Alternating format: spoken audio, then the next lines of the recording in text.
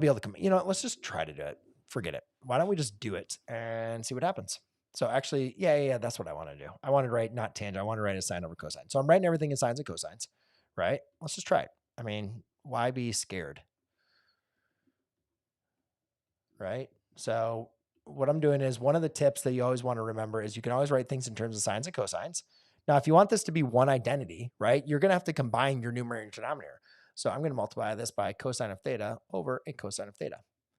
Okay, so then what I'll get is a sine of theta over is a sine of theta cosine of theta. And that's really plus cosine, right? Because you can add the numerators, like sine of theta plus times 1 is like sine of theta plus cosine of theta. Okay, and that's going to be all divided by, yep, that's going to work. I think sine of theta plus cosine of theta. And that's going to be all over a cosine. Okay. Then I'm going to multiply by the reciprocal, cosine of theta over sine of theta plus a cosine of theta. Cosine of theta over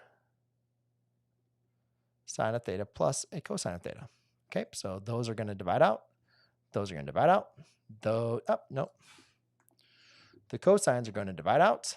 Those are going to divide out, and you're going to be left with a 1 over a sine of theta, which is going to be cosecant. So yeah, good job.